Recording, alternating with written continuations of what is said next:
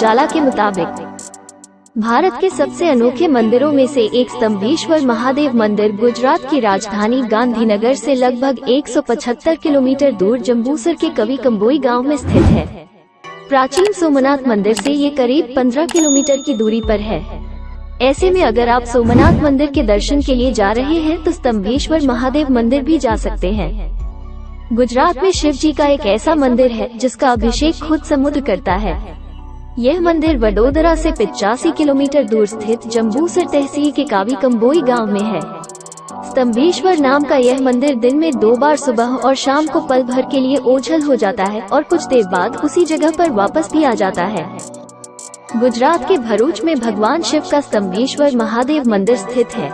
यह मंदिर समुद्र में स्थित है और दिन में 2 बार समुद्र में डूब जाता है, लेकिन इसके बावजूद महादेव की ऐसे महिमा है कि समुद्र का खारा पानी मंदिर में स्थापित शिवलिंग को कोई नुकसान नहीं पहुंचा पाया है। गुजरात के भरूच में भगवान शिव का स्तंभेश्वर महादेव मंदिर स्थित है। यह मंदिर समुद्र में स्थित है और दिन में 2 बार समुद्र में डूब जाता है। ऐसा माना जाता है कि समुद्र देवता स्वयं भगवान शिव का अभिषेक करते हैं। तारकासुर का वध करने के लिए श्वेत पर्वत कुंड से 6 दिन के कार्तिकेय का जन्म हुआ। उन्होंने असुर का वध कर दिया, लेकिन भक्त की मृत्यु से भगवान शिव दुखी हो गए। इस पर कार्तिकेय ने प्रायश्चित करने के उद्देश्य से जिस स्थान पर असुर का वध किया था वहां शिवलिंग की स्थापना की। इस स्थान का नाम स्तंभेश्वर महादेव मंदिर पड़ा। शिव पुराण के अनुसार तारकासुर नाम के असुर ने भगवान शिव को अपनी तपस्या से खुश कर दिया था।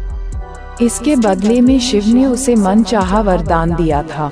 वरदान ये था कि उस असुर को शिव पुत्र के अलावा और कोई नहीं मार सकता था और पुत्र की आयु भी 6 दिन की ही होनी चाहिए। वरदान मिलने के बाद तारकासुर ने हर तरफ लोगों को परेशान करना और उन्हें मारना शुरू कर दिया।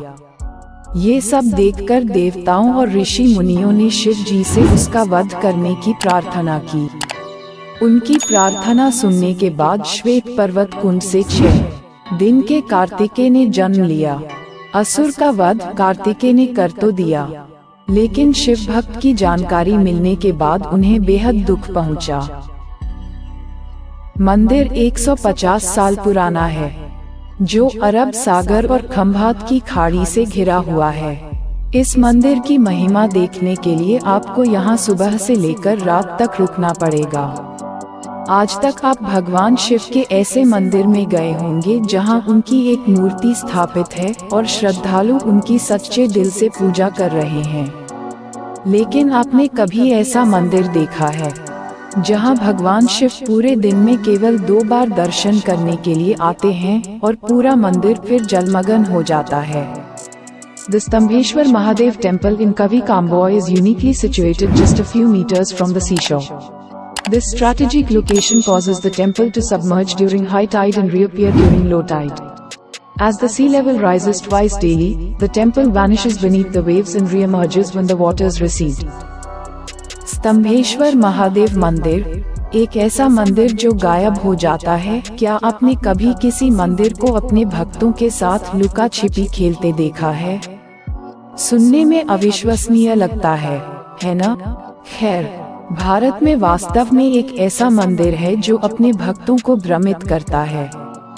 ये गुजरात के स्तंभेश्वर मंदिर की कहानी है, जिसे गायब मंदिर के नाम से जाना जाता है। गायब मंदिर पर एक नज़र। स्तंभेश्वर महादेव मंदिर 150 साल पुराना धार्मिक मंदिर है, जो भारत में भगवान शिव को समर्पित सबसे पुराने मंदिरों में से एक है। ये गुजरात के जंबूसर में कवि काबोई नाम के एक छोटे से गांव में स्थित है। यह मंदिर अरब सागर और खंभात की खाड़ी के बीच तट से कुछ ही मीटर की दूरी पर स्थित है। इसकी वास्तुकला में ऐसा कुछ भी नहीं है जिस पर गर्व किया जा सके। फिर भी यह अपने अनोखे स्थान के कारण भारत के सबसे महत्वपूर्ण धार्मिक स्थलों में से एक है।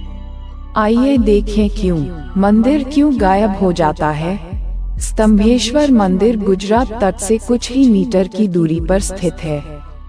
उच्च ज्वार के दौरान मंदिर पानी के नीचे डूब जाता है और कम ज्वार के दौरान फिर से प्रकट होता है।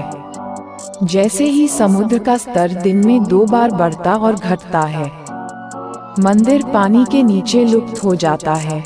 जैसे ही पानी कम होने लगता है, ये 4 फीट ऊंचे शिवलिंगम का अनावरण करते हुए पुनः प्रकट होता है। गर्भगृह या गर्भगृह पूरी तरह से पानी के नीचे डूबा हुआ है और केवल इसका सिरा जल स्तर से ऊपर दिखाई देता है। स्तंभेश्वर मंदिर की किंवदंतियां 18 हिंदू पुराणों में से एक स्कंद पुराण में इस मंदिर का संदर्भ है। कहा जाता है कि इसका निर्माण देवों देवताओं द्वारा किया गया था, जिसका नेतृत्व भगवान शिव के पुत्र कार्तिकेय ने किया था। किंवदंती कहती है कि उन्होंने तारकासुर नामक राक्षस का वध किया था। कहानी इस प्रकार है। एक राक्षस होने के बावजूद तारकासुर भगवान शिव का एक उत्साही भक्त था। जब भगवान ब्रह्मा से वरदान मांगने का समय आया, तो तारकासुर ने चालाकी से उन्हें मृत्यु से बचाने का वरदान मांगा। चूंकि मृत्यु एक अपरिहार्य वास्तविकता है, इसलिए उसने तारकासुर से एक और वरदान मांगा। इस बार उसने भगवान शिव के 6 वर्षीय पुत्र के हाथों अपनी मृत्यु की कामना की। भगवान ब्रह्मा ने उसे यह वरदान दिया। तारकासुर का मानना था कि वह अब अमर हो गया है और उसने अत्याचारी तरीके से देवताओं का वध करना शुरू कर दिया। इस अराजकता को समाप्त करने के लिए भगवान शिव ने अपने तीसरे नेत्र से अपने पुत्र कार्तिकेय को उत्पन्न किया। जब कार्तिकेय 6 साल के हो गए, तो उन्होंने तारकासुर की छाती में भाला घोंपकर उसका वध कर दिया। जब सभी देवता तारकासुर की मृत्यु का जश्न मना रहे थे, तब कार्तिकेय अपने कृत्य से दुखी थे। उन्हें तारकासुर को मारने का पछतावा हुआ, क्योंकि वह भगवान शिव का भक्त था और अपने पापों का प्रायश्चित करना चाहता था। तब भगवान विष्णु ने उन्हें सांत्वना दी कि उनका कृत्य कोई पाप नहीं बल्कि वीरता का कार्य था, क्योंकि उन्होंने किसी निर्दोष व्यक्ति को नहीं मारा था। चूंकि कार्तिकेय को अभी भी अपने किए पर ग्लानि हो रही थी, इसलिए भगवान विष्णु ने उन्हें शिवलिंग स्थापित करने और उनकी भक्ति पूर्वक पूजा करने की सलाह दी। कार्तिकेय ने देश के विभिन्न स्थानों पर ऐसे शिवलिंग स्थापित किए। स्तंभेश्वर मंदिर ऐसा ही एक मंदिर है। इस तरह कार्तिकेय को अपने पापों से मुक्ति मिली। इसलिए यदि आप इस मंदिर में जाने की योजना बना रहे हैं, तो दैनिक ज्वार चार्ट देखें, ताकि आप मंदिर को डूबते और फिर से प्रकट होते देख सकें। आमतौर पर स्थानीय लोग ज्वार आने से पहले तड़के मंदिर में आते हैं। स्थान के बारे में 18 हिंदू पुराणों में से एक देवताओं ने तारकासुर को मारने के लिए कार्तिकेय की महिमा का गुणगान किया। जबकि कार्तिकेय स्वयं अपने कृत्य से दुखी थे। उन्होंने देवताओं से कहा, मुझे तारकासुर को मारने का पछतावा है, क्योंकि वह भगवान शिव का बहुत बड़ा भक्त था। क्या मेरे पाप का प्रायश्चित करने का कोई तरीका है? भगवान विष्णु ने उन्हें सांत्वना दी, एक दुष्ट व्यक्ति को मारना जो निर्दोष लोगों के खून पर पलता है कोई पाप नहीं है। लेकिन फिर भी यदि आप दोषी महसूस करते हैं, तो भगवान शिव की पूजा करने से बेहतर आपके पाप का प्रायश्चित करने का कोई तरीका नहीं है। शिवलिंग स्थापित करें और गहरी भक्ति के साथ उनकी पूजा करें। कार्तिकेय ने विष्णुकर्मा को 3 दिव्य शिवलिंग बनाने का निर्देश दिया। बाद में कार्तिकेय ने इन शिवलिंगों को 3 अलग अलग स्थानों पर स्थापित किया और उचित अनुष्ठानों के साथ उनकी पूजा की। समय के साथ इन 3 पवित्र स्थानों को प्रतिज्ञाश्वर, कपालेश्वर और कुमारेश्वर के नाम से जाना जाने लगा। कार्तिकेय ने कपालेश्वर में पूजा करते हुए शिवलिंग पर पवित्र जल छिड़का और प्रार्थना की कि तारकासुर की आत्मा को शांति मिले। उन्होंने भगवान कपालेश्वर को तिल भी अर्पित किए और प्रार्थना की, तिल के रूप में मेरा चढ़ावा ऋषि कश्यप के वंशज तारक तक पहुँचे। इस तरह कार्तिकेय को अपने पापों से मुक्ति मिली।